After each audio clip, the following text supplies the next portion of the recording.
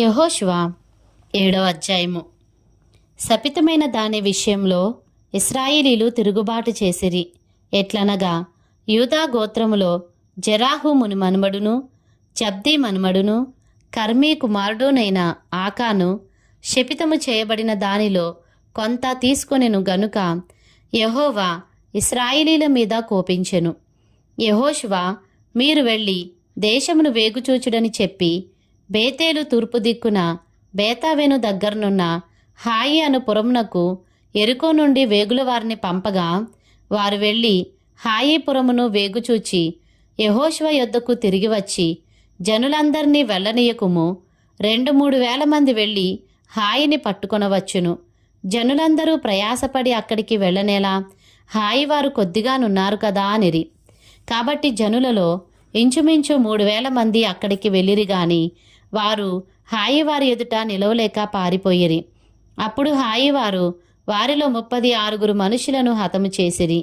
మరియు తమ గవిని యొద్ద నుండి షేబారీము వరకు వారిని తరిమి మోరాదులో వారిని హతము చేసిరి. కాబట్టి జనుల గుండెలు కరిగి నీరైపోయెను. యెహోషువ తన బట్టలు చింపుకొని తానును ఇశ్రాయేలీల పెద్దలును సాయంకాలము వరకు యెహోవా మందసమునెదుట నేల మీద ముఖములు మోపుకొని తమ తలల మీద ధూళిపోసుకొనుచు, అయ్యో ప్రభువా యెహోవా, మమ్మను నశింపజేయునట్లు అమోరీల చేతికి మమ్మను అప్పగించుటకు ఈ జనులను ఈ యొర్దాను నీవెందుకు దాటించితివి? మేము యొర్దాను అవతల నివసించుట మేలు. ప్రభువా కనికరించుము. ఇశ్రాయేలీలు తమ శత్రువుల ఎదుట నిలవలేక వెనుకకు తిరిగినందుకు నేనేమి చెప్పగలను?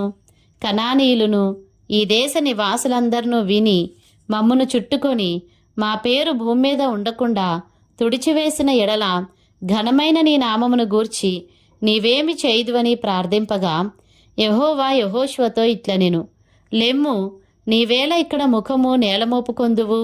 ఇశ్రాయేలీలు పాపం చేసి ఉన్నారు. నేను వారితో చేసిన నిబంధనను వారు మీరియున్నారు. శపితమైన దాని కొంత తీసుకొని దొంగిలి బొంకి తమ సామానులో దాని ఉంచుకొని ఉన్నారు. కాబట్టి ఇశ్రాయేలీలు శాపగ్రస్తులై తమ శత్రువుల ఎదుట నిలవలేక తమ శత్రువుల ఎదుట వెనుకకు తిరిగిరి. శాపగ్రస్తులైన వారు మీ మధ్య నుండకుండా మీరు వారిని నిర్మూలము చేసితేనే తప్ప నేను మీకు తోడై ఉండను. నీవు లేచి జనులను పరిశుద్ధపరచి వారితో ఇలాగు చెప్పుము, రేపటికి మిమ్మును మీరు పరిశుద్ధపరచుకొనుడి. ఇశ్రాయేలీల దేవుడైన యెహోవా సెలవిచ్చినదేమనగా, ఇశ్రాయేలీలారా, మీ మధ్య శాపగ్రస్తమైనదొకటి కలదు. మీరు దానిని మీ మధ్య నుండకుండా నిర్మూలము చేయి వరకు మీ శత్రువుల ఎదుట మీరు నిలువలేరు. ఉదయమున మీ గోత్రముల వరుసను బట్టి మీరు రప్పింపబడుదురు. అప్పుడు యెహోవా ఏ గోత్రమును సూచించునో అది వంశముల వరుస ప్రకారము దగ్గరకు రావలెను. యెహోవా సూచించు వంశము కుటుంబముల ప్రకారము దగ్గరకు రావలెను. యెహోవా సూచించు కుటుంబము పురుషుల వరుస ప్రకారము దగ్గరకు రావలెను. అప్పుడు శపితమైనది ఎవని యొద్ద దొరుకునో వానిని వానికి కలిగిన వారినందరినీ అగ్ని చేత కాల్చివేయవలెను. ఏలైనగా వాడు యెహోవా నిబంధనను మీరి ఇశ్రాయేల్లో దుష్కార్యము చేసినవాడు అనెను. కాబట్టి యెహోషువ ఉదయమున లేచి ఇశ్రాయేలీలను వారి గోత్రముల వరుసను బట్టి దగ్గరకు రప్పించినప్పుడు యోధా గోత్రము పట్టుబడెను. యోధా వంశమును దగ్గరకు రప్పించినప్పుడు జెరహీల వంశము పట్టబడెను. జెరహీల వంశమును పురుషుల వరుసను దగ్గరకు రప్పించినప్పుడు జబ్దీ పట్టబడెను. అతడును అతని ఇంటి పురుషుల వరుసను దగ్గరకు రప్పింపబడినప్పుడు యోధా గోత్రంలోని జెరాహు ముని మనుమడును జబ్దీ మనుమడును కర్మీ కుమారుడునైన ఆకాను పట్టబడెను. అప్పుడు యెహోషువ ఆకానుతో, నా కుమారుడా, ఇశ్రాయేలు దేవుడైన యెహోవాకు మహిమను చెల్లించి ఆయన ఎదుట ఒప్పుకొని నీవు చేసిన దానిని మరుగు చేయక నాకు తెలుపుమని నిన్ను వేడుకొనుచున్నానని చెప్పగా ఆకాను యెహోషువతో, ఇశ్రాయేలీల దేవుడైన యెహోవాకు విరోధముగా నేను పాపము చేసినది నిజము. దోపుడు సొమ్ములో ఒక మంచి షీనారు పైవస్త్రమును 200 తులముల వెండిని 50 తులముల ఎత్తుగల ఒక బంగారు కమ్మిని నేను చూచి వాటిని ఆశించి తీసుకొంటిని. అదిగో, నా డేరా మధ్య అవి భూమిలో దాచిపడి ఉన్నవి. ఆ వెండి దాని క్రింద ఉన్నదని ఉత్తరమిచ్చి తాను చేసినదంతయు ఒప్పుకొనెను. అప్పుడు యెహోషువ దూతలను పంపగా వారు ఆ డేరా యొద్దకు పరిగెత్తి చూచినప్పుడు అది డేరాలో దాచబడి ఉండెను. ఆ వెండి దాని క్రింద నుండెను. కాబట్టి వారు డేరా మధ్య నుండి వాటిని తీసుకొని యెహోషువ యొద్దకును ఇశ్రాయేలీయుల యొద్దకును తెచ్చి యెహోవా సన్నిధిని ఉంచిరి. తర్వాత యెహోషువయు ఇశ్రాయేలీయులందరూ జెరాహు కుమారుడైన ఆకానును ఆ వెండిని, ఆ పైవస్త్రమును, ఆ బంగారు కమ్మిని, ఆకాను కుమారులను కుమార్తెలను, ఎద్దులను, గాడిదలను, మందను, డేరాను, వానికి కలిగిన సమస్తమును పట్టుకొని ఆకోరు లోయలోనికి తీసుకొని వచ్చిరి. అప్పుడు యెహోషువ, నీవేళ మమ్మను బాధపరిచితివి? నేడు యెహోవా నిన్ను బాధపరచుననగా ఇశ్రాయేలీలందరూ వానిని రాళ్లతో చావగొట్టిరి. వారిని రాళ్లతో కొట్టిన తరువాత అగ్నిచేత కాల్చి వారి మీద రాళ్లను పెద్ద కుప్పగా వేసిరి. అది నేటి వరకు ఉన్నది. అప్పుడు యెహోవా కోపోద్రేకము విడినవాడై మల్లుకొనెను. అందుచేతను నేటి వరకు ఆ చోటికి ఆకోరు లోయ అని పేరు, అనగా బాధలోయ. యెహోషువ 8వ అధ్యాయము. మరియు యెహోవా యెహోషువతో ఇట్లనెను, భయపడకుము, జడియకుము. యుద్ధ సన్నద్ధులైన వారినందరినీ తోడుకొని హాయి మీదికి పొమ్ము. చూడుము, నేను హాయి రాజును, అతని జనులను, అతని పట్టణమును, అతని దేశమును నీ చేతికి అప్పగించుచున్నాను. నీవు ఎరుకోకును దాని రాజునకును ఏమి చేసితివో అదే హాయికిని దాని రాజునకును చేసెదవు. అయితే దాని సొమ్మును, పశువులను మీరు కొల్లగా దోచుకొనవలెను. పట్టణపు పడమటి వైపున మాటుగాండ్లనుంచుము. యెహోషువయు యోధులందరూ హాయి మీదికి పోవాలని ఉండగా యెహోషువ పరాక్రమం గల 30,000 శూరులను ఏర్పరిచి రాత్రివేళ వారిని పంపి వారికి ఆజ్ఞాపించినదేమనగా, ఈ పట్టణంనకు పడమటి వైపున మీరు దాని పట్టుకొన చూచుచు పొంచి ఉండవలెను. పట్టణంనకు బహుదూరమునకు వెళ్ళక మీరందరూ సిద్ధపడి ఉండుడి. నేనును నాతో కూడానున్న జనులందరూ పట్టణంనకు సమీపించెదము. వారు మునుపటి వలె మమ్మను ఎదుర్కొనుటకు బయలుదేరగా మేము వారి ఎదుట నిలవక పారిపోదుము. మునుపటి వలె వీరు మన ఎదుట నిలవలేక పారిపోదురని వారనుకొని మేము పట్టణం నొద్ద నుండి వారిని తొలగి రాజయ్యే వరకు వారు మా వెంబడిని బయలుదేరి వచ్చెదరు.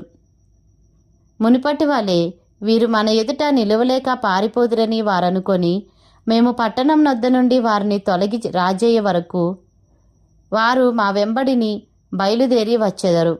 మేము వారి ఎదుట నిలవక పారిపోయినప్పుడు మీరు పొంచియుండుట మాని లేచి పట్టణంను పట్టుకొనుడి. మీ దేవుడైన యెహోవా మీ చేతికి దాన్ని అప్పగించును.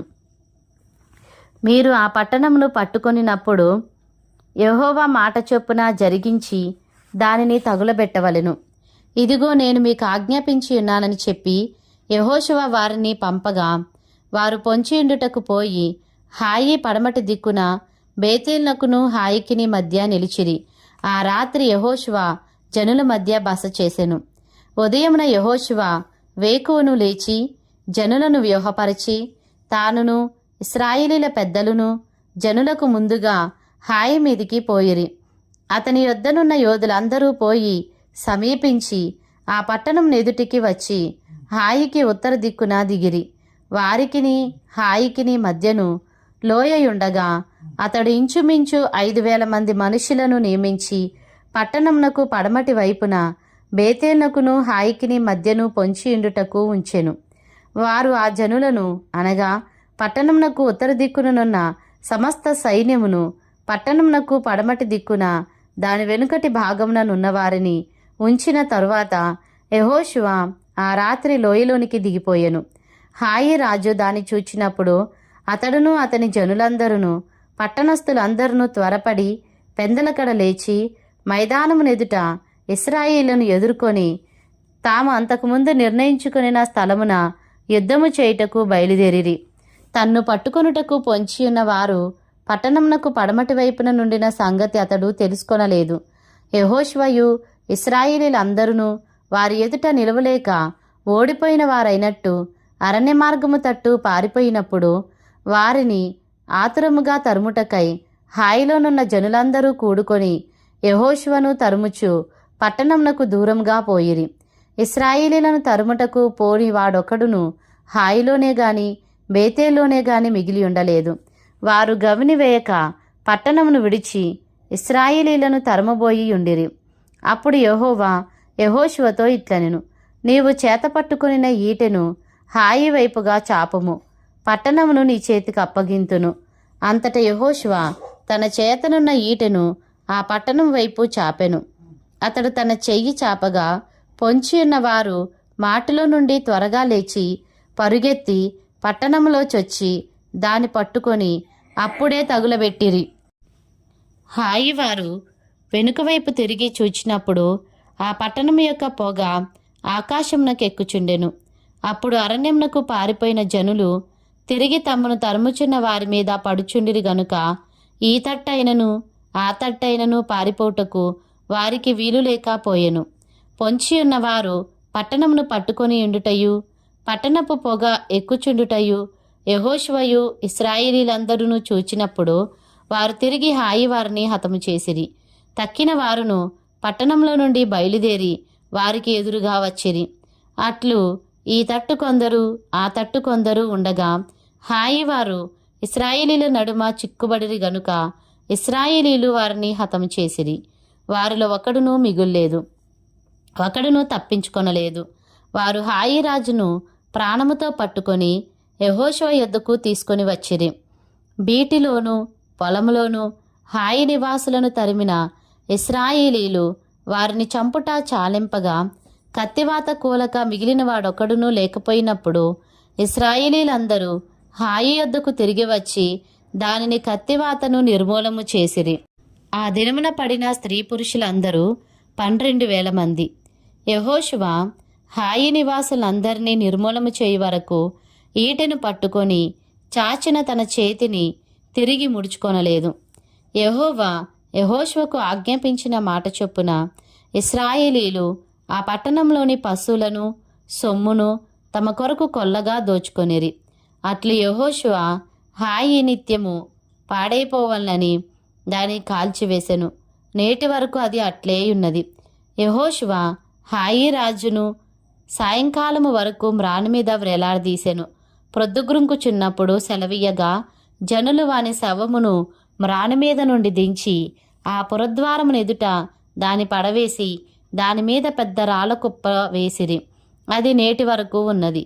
మోషే ధర్మశాస్త్ర గ్రంథంలో వ్రాయబడిన ప్రకారము యెహోవా సేవకుడైన మోషే ఇశ్రాయేలీలకు ఆజ్ఞాపించినట్లు యెహోషువ ఇశ్రాయేలీల దేవుడైన యెహోవా నామమున బలిపీఠమును ఇనుప పనిముట్లు తగిలింపని కారు రాళ్లతో ఏబాలు కొండ మీద కట్టించెను. దాని మీద వారు యెహోవాకు దహన బలులను సమాధాన బలులను అర్పించిరి. మోషే ఇశ్రాయేలీలకు వ్రాసి ఇచ్చిన ధర్మశాస్త్ర గ్రంథమును ఒక ప్రతిని అతడు అక్కడ ఆ రాళ్ల మీద వ్రాయించెను. అప్పుడు ఇశ్రాయేలీలను దీవించుటకు యెహోవా సేవకుడైన మోషే పూర్వం ఆజ్ఞాపించినది జరుగువలనని పరదేశులేమి వారిలో పుట్టినవారేమి ఇశ్రాయేలీలందరూ వారి పెద్దలను వారి నాయకులను వారి న్యాయాధిపతులను యెహోవా నిబంధన మందసమును మోయు యాజకులైన లేవీయుల ముందర ఆ మందసమునకు ఈ వైపున ఆ వైపున నిలిచిరి. వారిలో సగం మంది గెరిజీము కొండ ఎదుటను సగం మంది ఏబాలు కొండ ఎదుటను నిలువగా యెహోషువ ఆ ధర్మశాస్త్ర గ్రంథంలో వ్రాయబడిన వాటన్నిటినీ బట్టి ఆ ధర్మశాస్త్ర వాక్యములన్నిటినీ అనగా దాని దీవెన వచనమును దాని శాపవచనమును చదివి వినిపించెను.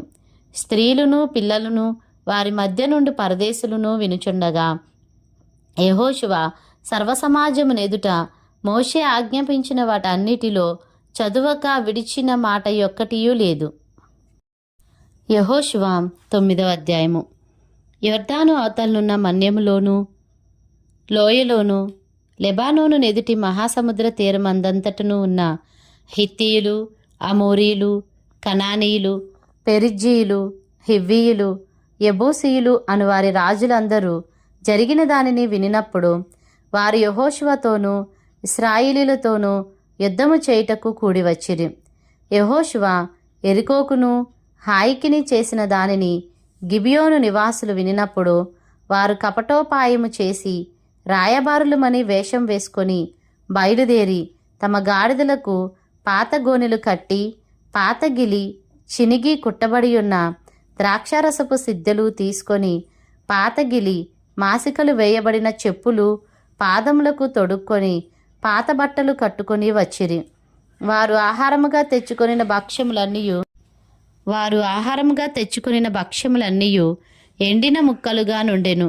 వారు గిల్గాలు నందలి పాలెంలోనున్న యెహోషువ యొద్దకు వచ్చి, మేము దూరదేశం నుండి వచ్చిన వారము, మాతోనొక నిబంధన చేయుడని అతనితోనూ ఇశ్రాయేలీయులతోనూ చెప్పగా, ఇశ్రాయేలీయులు, మీరు మా మధ్యను నివసించుచున్న వారేమో, మేము మీతో ఎలాగు నిబంధన చేయగలమని ఆ హివ్వీయులతో ననిరి. వారు మేము నీ దాసులమని యెహోషువతో చెప్పినప్పుడు యెహోషువ, మీరు ఎవరు, ఎక్కడి నుండి వచ్చితిరి అని వారిని అడుగగా, వారు, నీ దేవుడైన యెహోవా నామమును బట్టి నీ దాసులమైన మేము బహుదూరం నుండి వచ్చితిమి. ఏలైనగా ఆయన కీర్తిని, ఆయన ఐగుప్తులో చేసిన సమస్తమును, యోర్దానుకు అద్దరునున్న హెష్బోను రాజైన సిహోను, అష్తారోతులోనున్న బాషాను రాజైన ఓగు అను అమోరీల 2 రాజులకు ఆయన చేసినదంతయు వింటిమి. అప్పుడు మా పెద్దలును మా దేశ నివాసులందరూ మాతో, మీరు ప్రయాణము కొరకు ఆహారము చేతపట్టుకొని వారిని ఎదుర్కొనబోయి వారితో, మేము మీ దాసులము గనుక మాతో నిబంధన చేయుడి అని చెప్పుడి అనిరి. మీ యొద్దకు రావాలని బయలుదేరిన దినమున మేము సిద్ధపరచుకొని మా ఇండ్ల నుండి తెచ్చుకొనిన మా వేడి భక్ష్యములు ఇవే. ఇప్పటికీ అవి ఎండి ముక్కలాయెను. ఈ ద్రాక్షరసపు సిద్దెలను మేము నింపినప్పుడు అవి క్రొత్తవే. ఇప్పటికీ అవి చినిగిపోయెను. బహుదూరమైన ప్రయాణము చేసినందున ఈ మా బట్టలును చెప్పులును పాతగిలిపోయినని అతనితో చెప్పిరి. ఇశ్రాయేలీలు యెహోవా చేత సెలవు పొందకయే వారి ఆహారంలో కొంత పుచ్చుకొనగా, యెహోషువ ఆ వచ్చిన వారితో సమాధానపడి వారిని బ్రతుకనిచ్చుటకు వారితో నిబంధన చేసెను. మరియు సమాజ ప్రధానులు వారితో ప్రమాణము చేసిరి. అయితే వారితో నిబంధన చేసి 3 దినములైన తరువాత వారు తమకు పొరుగువారు తమ నడుమను నివసించువారే అని తెలుసుకొనిరి. ఇశ్రాయేలీలు సాగి 3వ నాడు వారి పట్టణములకు వచ్చిరి. వారి పట్టణములు గిబియోను, కెఫీరా, బెయేరోతు, కిర్యత్యారీము అనునవి. సమాజ ప్రధానులు ఇశ్రాయేలీల దేవుడైన యెహోవా తోడని వారితో ప్రమాణము చేసియుండిరి గనుక ఇశ్రాయేలీలు వారిని హతము చేయలేదు. కాగా సమాజమంతయు ప్రధానులకు విరోధముగా మొరపెట్టిరి. అందుకు సమాజ ప్రధానులందరూ సర్వసమాజముతో ఇట్లనిరి, మనము ఇశ్రాయేలీల దేవుడైన యెహోవా తోడని వారితో ప్రమాణము చేసితిమి గనుక మనము వారికి హాని చేయకూడదు.